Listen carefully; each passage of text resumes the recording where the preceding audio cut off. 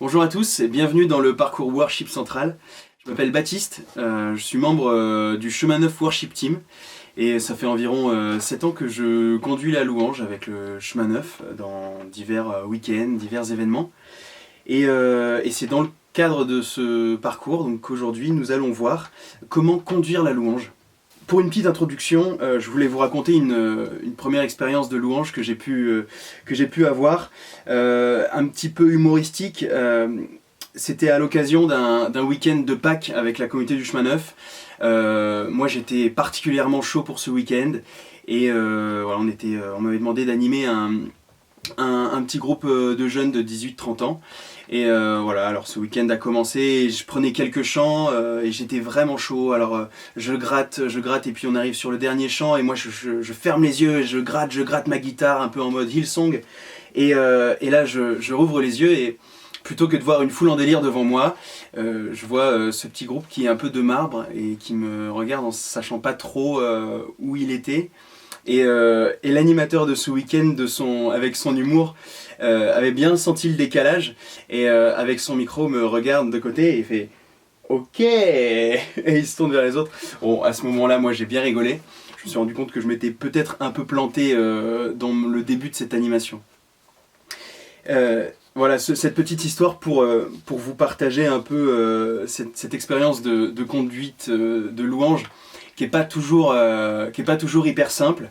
Et pour ça, pour arriver à conduire les autres, eh ben, ça demande du temps, ça demande de la patience, de la pratique et beaucoup de persévérance dans la prière.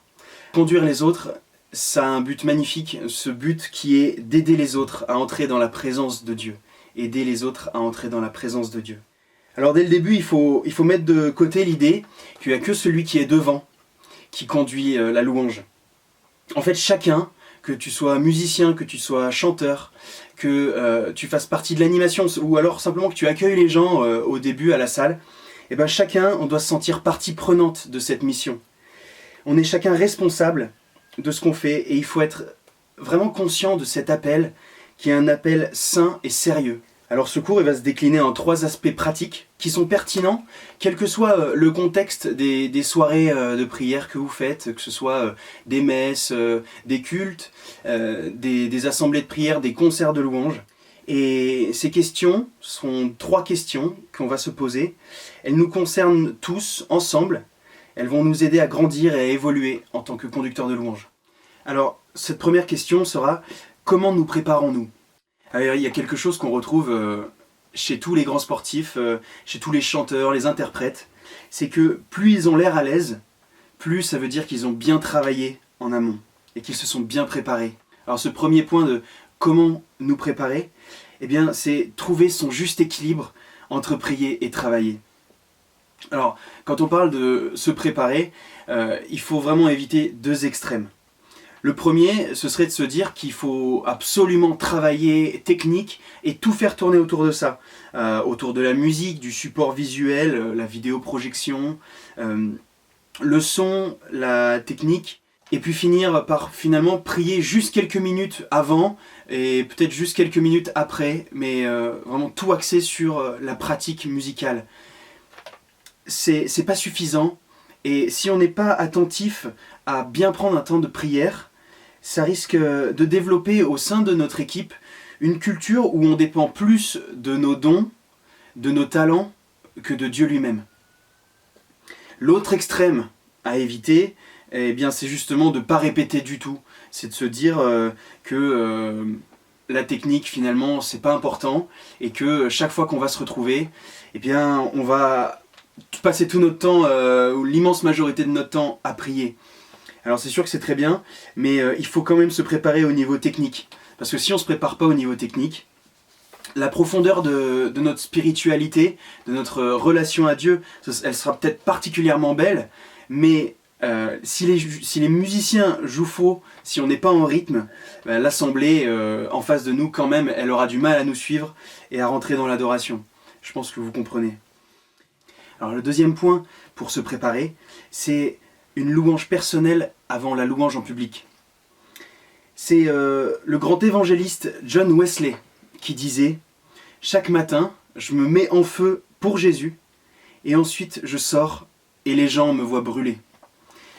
Et oui, et si seulement tous les conducteurs de louanges passaient du temps avant chaque rassemblement à chercher Dieu de tout leur cœur dans la prière et l'adoration en privé, et aussi à se préparer au niveau technique et musical.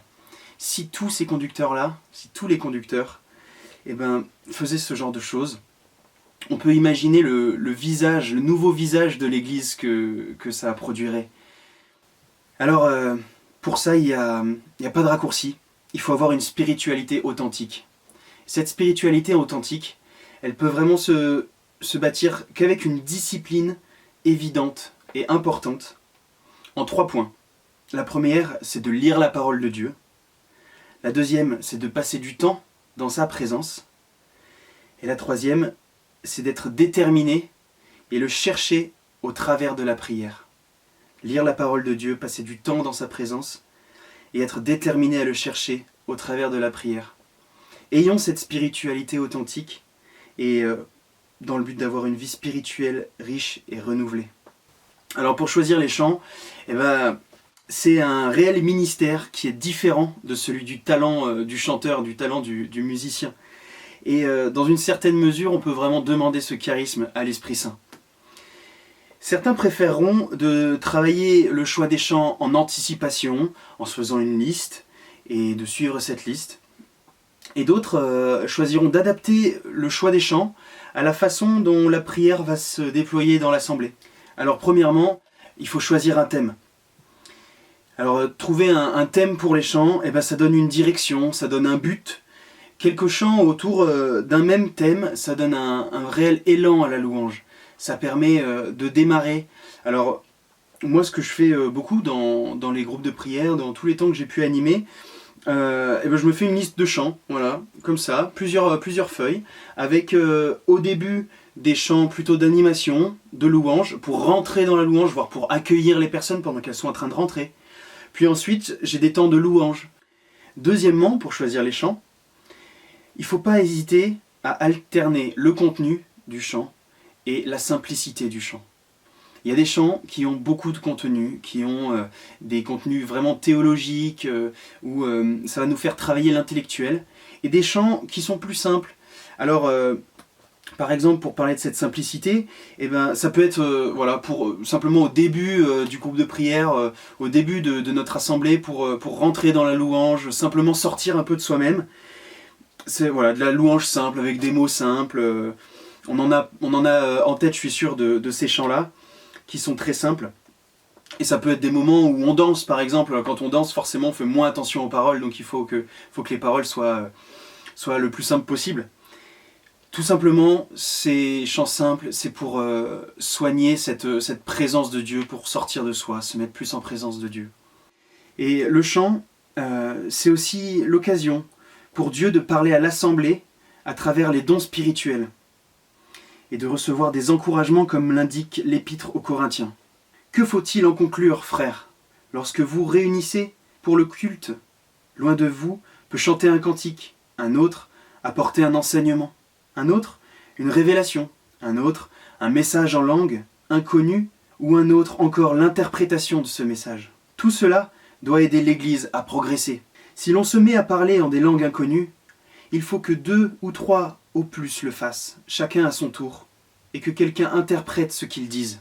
S'il ne se trouve personne pour les interpréter, que chacun d'eux renonce alors à s'exprimer à haute voix dans l'assemblée, qu'il parle seulement à lui-même et à Dieu. Quant à ceux qui reçoivent des messages divins, que 2 ou 3 prennent la parole et que les autres jugent ce qu'ils disent. Mais si une autre personne présente reçoit une révélation de Dieu, il faut que celui qui parle s'interrompe. Vous pouvez tous donner l'un après l'autre des messages divins afin que tous soient instruits et encouragés. Ça se pratique dans pas mal d'assemblées et peut-être que c'est pas le cas dans la vôtre, mais l'Esprit Saint peut vraiment nous inviter à vivre la liberté d'exprimer ces différents charismes. Et notamment le charisme des chants en langue, les chants inspirés par l'Esprit. C'est ce dont parle Paul lorsqu'il dit à l'église de Corinthe « Que vais-je donc faire? Je prierai avec mon esprit, mais je prierai aussi avec mon intelligence. Je chanterai avec mon esprit, mais je chanterai aussi avec mon intelligence. Troisièmement, pour continuer dans ce choix des chants, tout simplement penser à renouveler son répertoire. Alors là, il n'y a rien de bien compliqué, il faut simplement écouter, être alerte à ce qui se fait à droite à gauche. Voilà, vous allez à un culte, à une messe, à une soirée de prière, et puis il y a un chant qui vous touche particulièrement. Vous sentez que, ah bah tiens, ce chant, il est bien pour rentrer dans la prière à ce moment-là, et il m'en manquait un sur ma liste. Pour choisir les chants, il faut vraiment étudier, et ça c'est très important, étudier l'assemblée à laquelle on s'adresse. Parce que, effectivement, je le disais, on va pas forcément prendre un tout nouveau chant avec des personnes qui viennent juste d'arriver ou au milieu de plein de personnes qui connaissent tous les chants du répertoire, qui viennent de revenir par exemple parce que c'est la rentrée, et puis là tout de suite on prend un nouveau chant, les personnes vont peut-être se sentir un peu perdues. Alors faut pas hésiter à faire de la pédagogie en étudiant l'assemblée, en sachant ok, cette assemblée, eh bien, elle a tel âge, elle est à ce niveau-là dans la foi, eh bien, je vais choisir plutôt ces chants-là, qu'elles connaissent, qu'elles ont déjà entendus probablement, parce que je sais que dans cette ville, moi je suis de Lyon, je sais qu'à Lyon, eh bien, les personnes qui vont à telle église, et ils chantent particulièrement ce chant-là, et puis sachant qu'il y en a pas mal de cette église qui viennent chez nous ce soir-là, on va prendre quelques chants que eux peuvent connaître, pour qu'ils se sentent bien accueillis. Ça peut vraiment faire partie de notre discernement. Je disais l'âge et où ils en sont dans la foi. On va pas prendre des mêmes chants si on conduit un parcours alpha avec beaucoup de personnes qui ne sont jamais à l'église, ou alors des chants qu'on prend à la messe le dimanche matin. Alors, c'est pas simple. Petite anecdote à ce sujet. Il y a 2 ans, j'animais le week-end de Pâques animé par le chemin neuf, la communauté du chemin neuf, à l'abbaye de Melleray, une belle abbaye à une demi-heure de Nantes. Et voilà, on était dans la joie de Pâques, c'était après une immense chasse aux œufs dans la prairie, et il fallait un chant de rassemblement. On m'avait demandé de prendre un chant de rassemblement pour rassembler les personnes qui étaient à droite à gauche. Et j'avais choisi un chant qui me parlait, qui est l'Éternel est mon berger, mais un chant assez ancien quand même de la communauté du chemin neuf. Et voilà, ça me parlait un peu avec les paroles, je me suis dit, ça va bien passer. Et en fait, voilà, j'ai commencé à jouer ce chant assez enjoué, j'étais à fond comme d'habitude. Et en fait, les personnes me regardaient un peu de loin, et je sentais que ça les inspirait pas du tout. En fait, je crois qu'elles n'avaient pas du tout envie de chanter ce vieux chant. Ce chant les inspirait pas. Donc voilà, il y avait un léger décalage, et j'ai souri, j'ai rigolé, j'ai pris un autre chant, mais c'était un peu moyen pour un chant rassembleur. Enfin, il faut faire attention aux chants qu'on peut choisir de prendre, parce que il y a certains chants qui sont compatibles avec un grand groupe de musiciens, une grande assemblée, une grande sono, des lumières, une ambiance. Vous voyez un peu des ambiances dont je parle. Il y a certains chants qui sont vraiment compatibles avec ces ambiances-là, et d'autres qui ne sont pas compatibles avec ces ambiances-là. Par exemple, pour animer un petit groupe de personnes, prendre un chant qui est compatible avec un gros groupe de musiciens, eh bien ça va être compliqué, parce que si on est juste quelques-uns à chanter ce chant-là, eh bien l'effet sera vraiment pas le même, et on va avoir du mal à retransmettre ce qu'on a pu entendre de ce chant. Dans les petits rassemblements, lorsqu'il n'y a pas beaucoup de monde, les personnes sont plus vulnérables, les personnes s'entendent plus chanter les unes avec les autres, elles sont à côté, et le groupe de musique est souvent beaucoup plus petit, donc on ne peut pas avoir un aussi gros rendu, une aussi grosse sono, d'aussi gros effets, on va dire. Et il n'y aura pas cette atmosphère, on va dire, cette ambiance qui entraîne et qui peut facilement amener les gens à sortir d'eux-mêmes.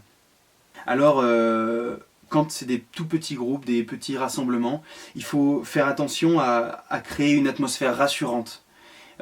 Par exemple, tout simplement, prendre des chants plus simples à chanter, rassurer les personnes en prenant des chants qu'ils connaissent, j'en parlais tout à l'heure.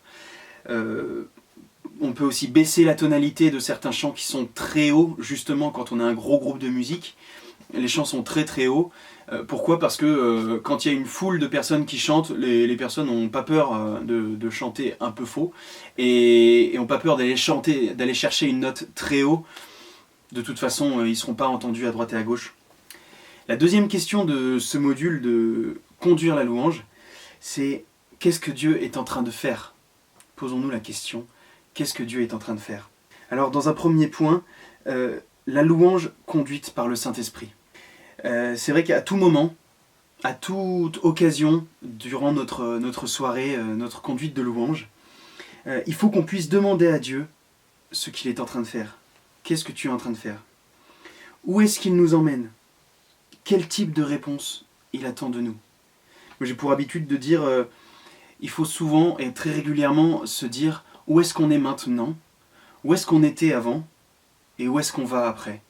Et par extension, où est-ce qu'on est maintenant avec Dieu, où est-ce qu'on était avant, et où est-ce que Dieu nous emmène, où est-ce que Dieu nous appelle à aller dans la prière, où est-ce que Dieu nous appelle à conduire l'assemblée.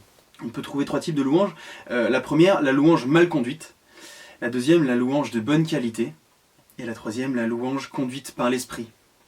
Alors la louange mal conduite, ce sont des chants qui sonnent faux, un choix des chants qui semble avoir été fait un peu au hasard. Tout ça, ça a pour conséquence que l'assemblée est distraite et elle a du mal à rentrer dans un esprit de louange et d'adoration. Quand la louange est de bonne qualité, deuxième type, les bases sont là, le groupe est bien dirigé, les chants ont été pensés et étudiés et l'assemblée entre facilement dans la louange. On pourrait se dire qu'on pourrait s'arrêter là, et c'est vrai, mais il y a tellement plus. Il y a la louange conduite par le Saint-Esprit. La louange conduite par le Saint-Esprit, finalement, c'est quand à la louange de qualité s'ajoute un échange riche et dynamique entre le Saint-Esprit et l'assemblée. Alors, pour arriver à cette louange conduite par le Saint-Esprit, ça ne s'apprend pas dans un livre, ça ne s'apprend pas juste avec un cours, avec une formation. Ça prend du temps, ce que je disais en introduction, il faut de la patience, il faut de la persévérance dans notre foi, il faut beaucoup de pratique aussi. Et il faut passer du temps dans la présence de Dieu, et il faut s'entraîner à écouter la direction de l'Esprit, et le laisser nous remplir d'amour et de puissance tout en conduisant la louange. Et tout ça, ça demande que nous laissions de la place à l'Esprit Saint. Pendant qu'on chante, il faut laisser de la place à l'Esprit Saint. Pendant qu'on choisit le chant, qu'on se dit allez, je vais passer au chant suivant, eh ben, laissons un peu de place à l'Esprit Saint. Laissons de la place pour se dire, est-ce que finalement l'Esprit Saint ne me dit pas qu'il ne faudrait peut-être pas prendre ce chant-là forcément en fonction du texte qui vient juste d'être dit par telle ou telle personne dans l'assemblée ou par rapport à ce que vient de dire l'animateur du groupe de prière. Laissons de la place à l'Esprit Saint. Ne tenons pas les rênes trop serrées. Il ne faut pas tenir donc les rênes, le fil, la liste des chants qu'on a prévus. Il ne faut pas que ce soit vraiment définitif et qu'on reste dans cette ligne sans s'en écarter. C'est pas facile. Parce que ça nous met de la pression quand même de devoir diriger le groupe, de devoir se souvenir des accords, de devoir se souvenir des paroles. Il faut observer, surveiller la réponse de l'assemblée qu'on a en face de nous, l'assemblée qu'on est en train de conduire dans la louange. Et à cause de tout ça, on peut facilement oublier de demander à Dieu qu'est-ce qu'il est en train de faire maintenant. Mais c'est souvent quand on se pose cette question, justement, on a une petite pensée qui nous vient à l'esprit, qu'on a un chant qui nous trotte dans la tête, une phrase à proclamer, un encouragement à donner. Posons cette question, Dieu, qu'est-ce que tu es en train de faire ? Qu'est-ce que tu veux ? Laissons l'Esprit Saint rentrer dans notre conduite de louange. Et c'est en nous mettant en marche dans ce processus que nous apprendrons, grandirons et qu'on verra vraiment Dieu à l'œuvre. Et prenons des risques. Deuxième partie, prenons des risques et laissons Dieu prendre le contrôle. Allons plus loin. On peut parler de prophétique, justement. Le prophétique, c'est ce qui peut nous faire avancer dans la louange et dans l'adoration, ce qui peut faire avancer nos églises. On parle de prophétique quand on est particulièrement à l'écoute de Dieu. Le prophétique, ça peut désigner les images, quand on reçoit des images, quand on chante en langue. Cependant, le prophétique doit être cadré. Parce que le prophétique peut laisser des personnes un peu dans la crainte, dans la confusion. Alors c'est pour ça qu'il est très important d'avoir le souci des personnes et de leur cheminement. C'est le petit bémol qu'on met sur le prophétique. Le troisième point maintenant, c'est conduire la louange et pas seulement des chants. C'est sûr que si on veut bien se laisser guider par l'esprit, on ne peut pas se contenter de juste choisir des chants, répéter des arrangements prédéfinis et d'avoir un temps de louange bien ficelé, de suivre sa liste de chants, on en parlait déjà avant. Faire tout ça avant même que les gens n'arrivent, qu'on ait tout préparé, sans jamais s'écarter de ce qu'on a préparé. L'adoration et la louange, c'est tellement plus que ça. C'est une rencontre avec le Dieu des cieux, c'est une réponse sincère à tout amour, à lui qui a fait le premier pas. Alors c'est sûr, du coup on ne peut pas juste fermer les yeux, il faut qu'on puisse voir les personnes que nous conduisons, qu'on puisse guetter les signes de réponse ou de non-réponse, à quel moment ils adhèrent ou non à ce qu'on fait, à ce qu'on est en train de lancer au moment de prière qu'on est en train d'amorcer. Il faut toujours avoir un œil sur Dieu et un œil sur l'assemblée. Je rajouterai à ça un œil aussi sur le groupe, un œil aussi sur les responsables de ce temps de prière, les animateurs. Alors quand on conduit la louange, il est utile, comme je disais avant, de faire attention à quelques indicateurs simples qui sont présents dans l'assemblée, sur la participation des gens. Alors oui, effectivement, chantent-ils fort, avec conviction ? Est-ce qu'ils ont des visages expressifs, ils sont plutôt joyeux, ou alors des visages sans expression? Est-ce que l'assemblée vibre ou ne vibre pas du tout? Est-ce qu'ils n'ont pas la moindre vibration? Est-ce qu'on a choisi trop de chants nouveaux, trop de chants inhabituels? Est-ce qu'on chante le même chant depuis un mois? Est-ce que les gens s'ennuient? Est-ce que l'animateur accapare la parole? Est-ce qu'il y a trop d'exhortations? J'ajouterais, est-ce que le chanteur-guitariste joue mal? Alors, que demande vraiment l'assemblée? Est-ce qu'ils ont besoin d'un temps de silence? Est-ce qu'ils ont besoin d'un moment musical pour pouvoir se ressourcer, se recentrer? De quoi a besoin l'assemblée? Quand les choses tournent vraiment mal, il peut être utile d'intervenir, de prendre un chant que tout le monde connaît. Alors intervenir en disant tout simplement, si c'est une assemblée qu'on connaît bien, ou même si on est assez à l'aise, dire je vous sens pas très motivé ce soir, allez, vraiment vous pouvez me suivre dans la louange, c'est très simple, faire preuve de pédagogie en fait, simplement entraîner les personnes à notre suite dans la louange. Tout ça pour que l'assistance reprenne confiance. Si les gens sont toujours en recul après tout ça, ça peut être le moment à la fin de cette assemblée de prière de réfléchir, de prier avec les musiciens, avec les organisateurs, pour se dire qu'est-ce qui se passe? Est-ce qu'il y a quelque chose à réajuster? Est-ce que c'est parce que notre église traverse un temps de désert? Peut-être que les gens ont justement besoin d'être encouragés, rassurés. La louange s'apprend par l'exemple, mais aussi par l'enseignement. Si nous croyons que la louange est notre appel premier, on doit continuellement enseigner l'assemblée sur ce thème, le thème de la louange, sur ce que c'est et comment louer Dieu, tant personnellement qu'en communauté. Pour ça, il faut que nous montrions ce qu'est la louange, si on veut que les gens puissent l'exprimer, et nous devons l'enseigner. Et nous arrivons à la troisième et dernière partie de ce cours. Quel est notre contexte? Dans quel contexte évoluons-nous en tant que conducteurs de louange?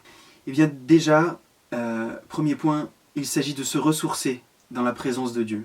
Oui, parce qu'à chaque fois qu'on dirige la louange, on se donne beaucoup, on se donne au niveau physique, au niveau émotionnel, au niveau spirituel. Pourquoi c'est si important de recharger nos batteries? Il faut le faire régulièrement. Et c'est quand on néglige de prendre le temps de se ressourcer qu'on peut finir de sombrer au niveau spirituel et faire de mauvais choix de vie.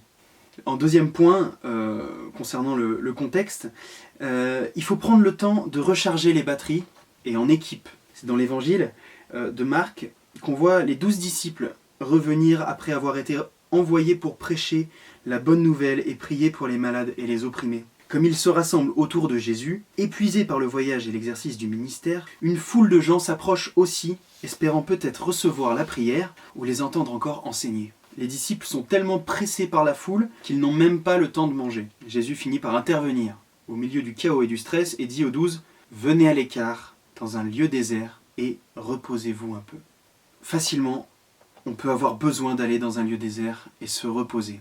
Facilement, on peut être pris par le chaos, le stress, dans une organisation d'un gros concert, d'une grosse soirée. À ce moment-là, allons dans un lieu désert, reposons-nous. Et en équipe, c'est un conseil qui est très pratique. C'est pour ça que c'est très important de prier ensemble, en équipe, avant et après notre réunion, après notre assemblée de prière. Cette prière, c'est une bonne manière de remercier Dieu pour ce qu'il a fait et de nous rappeler qu'en fin de compte, notre louange, elle est pour lui.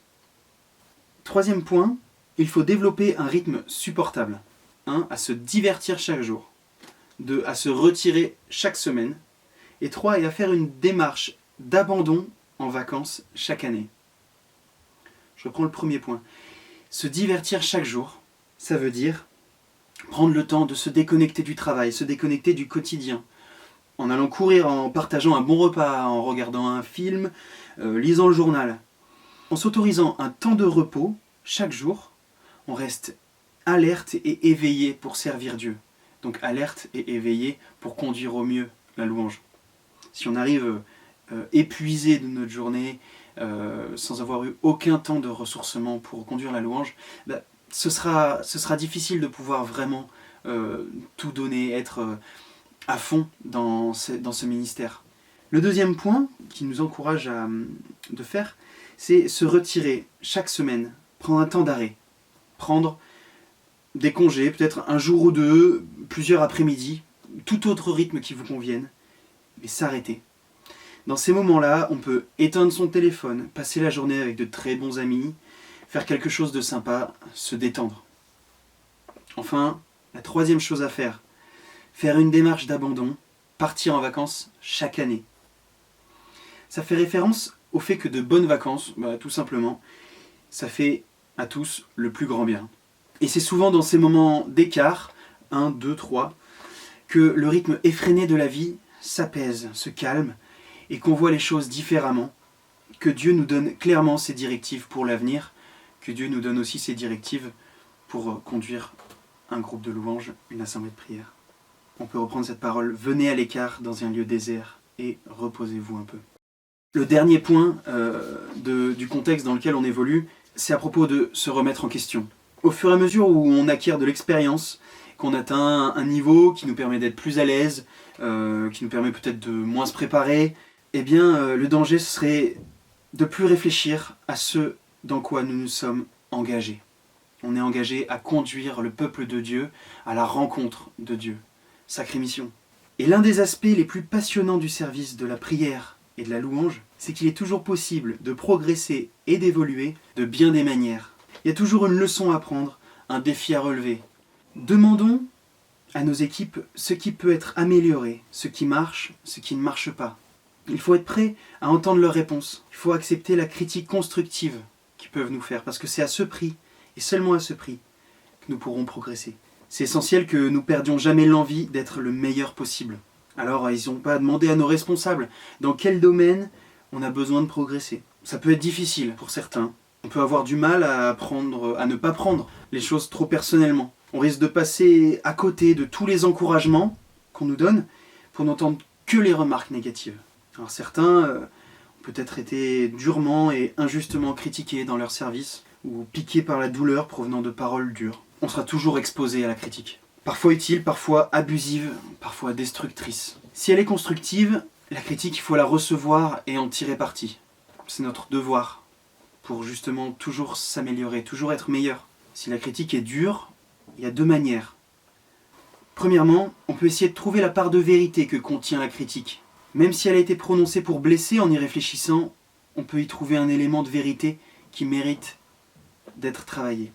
En revanche, s'il n'y a absolument rien de vrai dans cette critique qui a été dure, et qu'elle est purement et simplement vindicative et malveillante, Jésus nous dit « Heureux êtes-vous lorsqu'on vous insulte, que l'on vous persécute et que l'on dit faussement contre vous toutes sortes de mal à cause de moi. Soyez dans la joie et l'allégresse, car votre récompense est grande dans les cieux. C'est ainsi en effet qu'on a persécuté les prophètes qui vous ont précédés. Faisons de notre mieux avec enthousiasme. Il nous faut construire une équipe de louanges où on s'encourage les uns les autres et où on se pousse à progresser, à grandir et à prospérer. Saint Paul nous écrit cela. Que l'amour fraternel vous lie d'une mutuelle affection. Rivalisez d'estime réciproque, d'un zèle sans nonchalance, d'un esprit fervent. Servez le Seigneur. Soyez joyeux dans l'espérance, patient dans la détresse, persévérant dans la prière. Pour conclure ce module sur conduire la louange, on peut vraiment voir que conduire la louange, c'est le privilège le plus étonnant. Croyons que, alors que nous servons l'Église, le meilleur est devant nous, le meilleur est à venir. Merci pour votre attention.